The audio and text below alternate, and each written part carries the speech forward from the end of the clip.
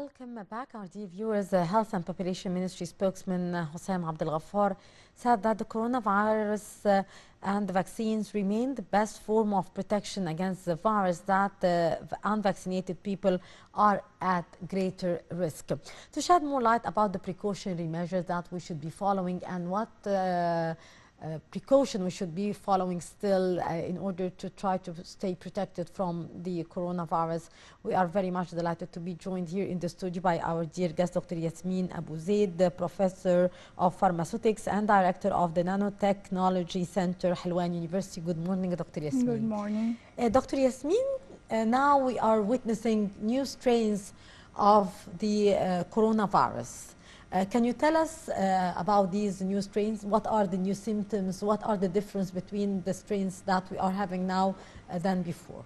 So the new strains are actually subclasses from Omicron virus. Yes. So the last strain, we have like 5 different substrains from Omicron virus. So we have AP 1, 2, 3, 4, and 5. Yes. And actually, which is good in these new strains, that the symptoms accompanying the infection are much more easier and better than the original strain of coronavirus.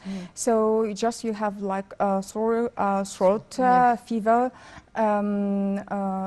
general muscular pain, and that's it. Luckily, that the virus doesn't go to the lower respiratory section, so the lung doesn't affect not too like much. The Delta variant. Yeah, not like the Delta variant. Yes. And this actually makes that the people can recover easier and faster than the previous strain. Yes.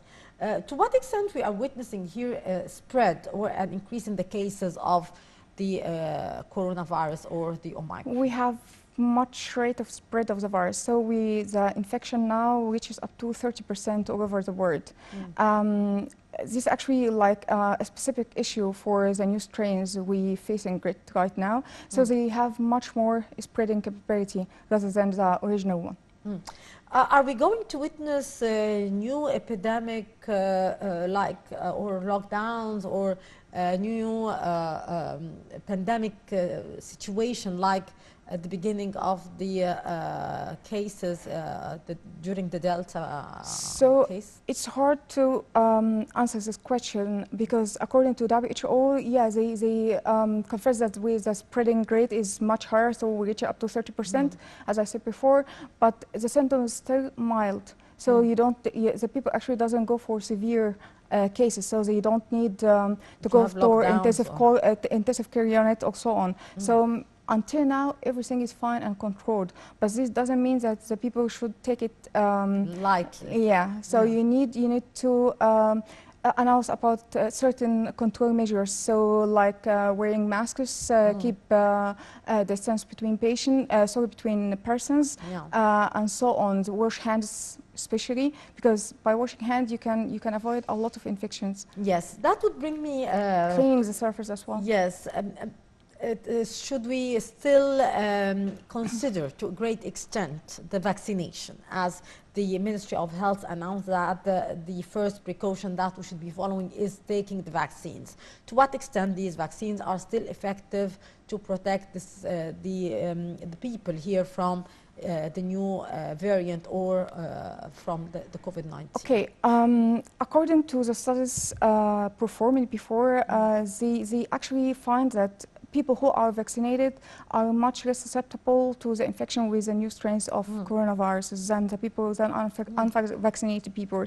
And this means that as long as you're getting a vaccination or boosting dose from the vaccine, you are much more protected from getting severe cases or to move to severe cases from the infection if you just caught the virus. So people should be taking booster shots. Are we witnessing here forced shots? Yeah. Yeah. Even according to the travel. So if you need to travel or so on, so now there is like a new restrictions for traveling. So they always ask for that the boosting dose shouldn't exceed 9 months. So it can go from 1 month to up to 9 months. If your last boosting dose from vaccination just exceeded 9 months, so you are not allowed to travel.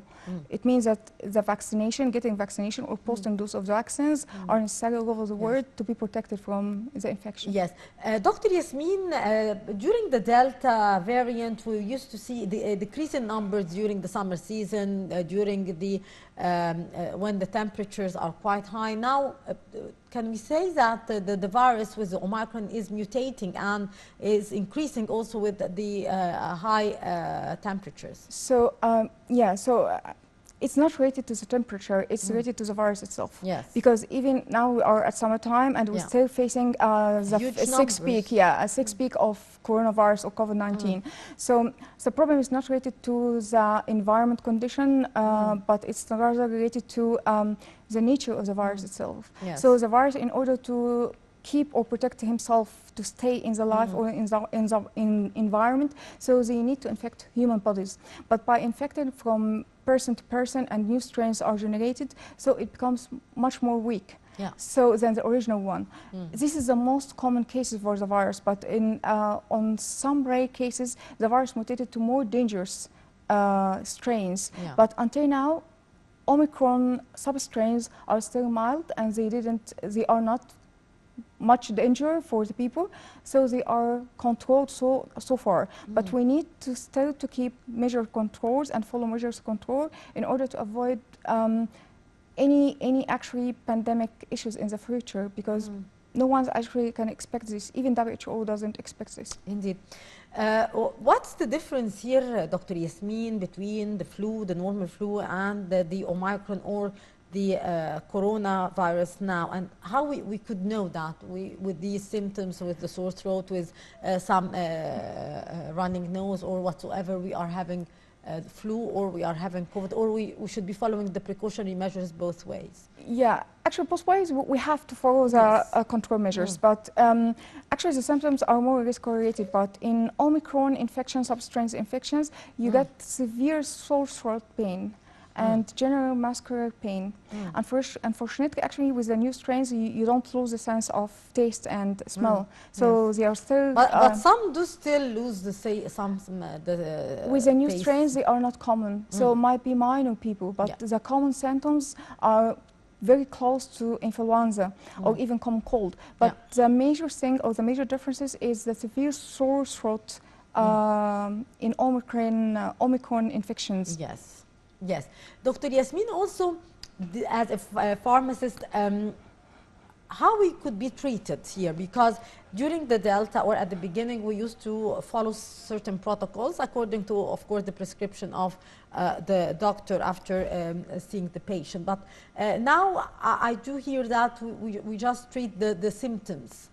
So is it common here to, no, we are not following the certain protocols like before, we are just treating the symptoms which are occurring? Actually, the Ministry of Health or Medicine here in Egypt, they announces that they are following certain protocol for the treatment, and these protocols are going to be updated according to the new strains. But the patient or the infected people should go to hospitals, and from there the physician should actually describe the proper medication for them, because it differs from cases to another one. So you have, the protocol, we are following specific protocols, and it's updated according to the new strains. But each combination of treatment or medicines should be more specified to the patient itself. Indeed, according to the case. His condition, his age, the symptoms. Yeah, other complication he's facing, like suffering from high blood pressure, diabetes, and so on. So, Dr. Yasmin, your advice here to our viewers, if certain people are having some symptoms or flu-like symptoms, they should indeed go to a doctor and follow first thing, they need to isolate themselves from family and from people, colleagues in work.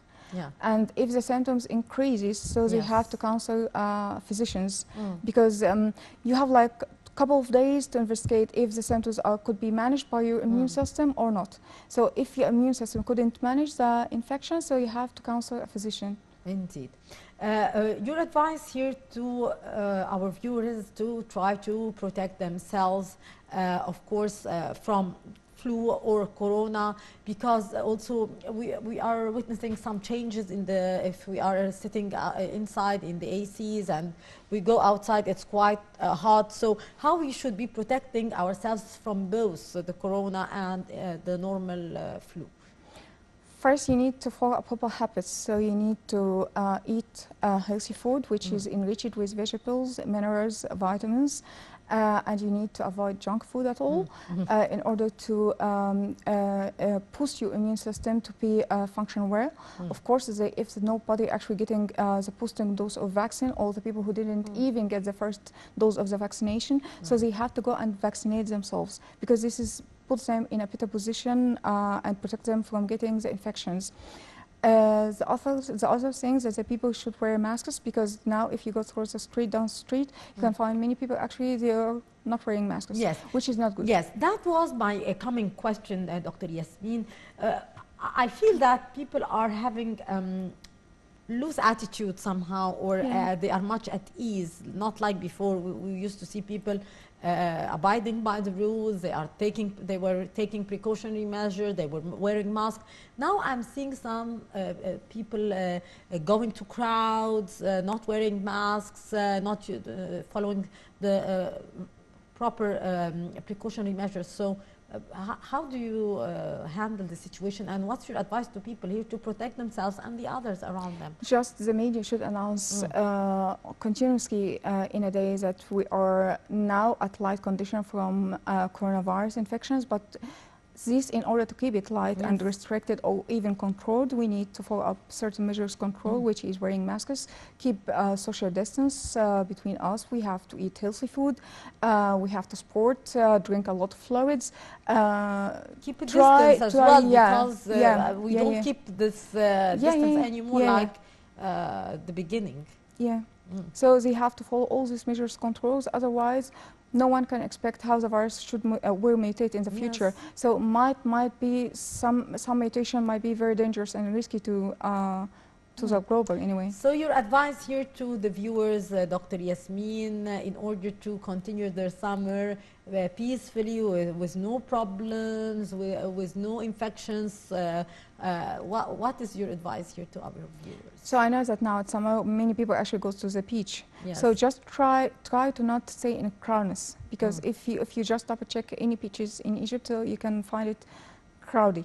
Very crowded. Yes, and outings and whatsoever you find people. This is not good. This is not good. So I'm asking all the media and televisions that they need to announce that the people should restrict themselves or keep themselves away from crowdness. They should follow the social distance between each others. They should actually eat also healthy food and intake a lot or plenty of fluids.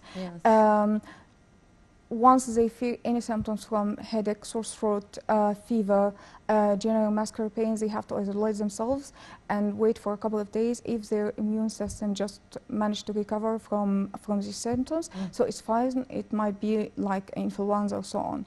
But if the symptoms increases and they have like severe sore throat with difficulty of swallowing, they have to go and consult a physician, because this actually means that they might be susceptible or might carrying actually the new strains from Omicron. Yes, indeed, Dr. Yasmin Abou Zeid, our professor of pharmaceutics and the director of the Nanotechnology Center, Helwan University. Thank you very much for your precious input and for being our guest for today. Thank you for inviting me to the program. Thank you very much, Dr. Yasmin. And with that, our dear viewers, we come to the end of this edition of The Breakfast Show, coming to you live here by my dear colleague, Mohammed Abdelrahim, and myself, Maïsi Rabia.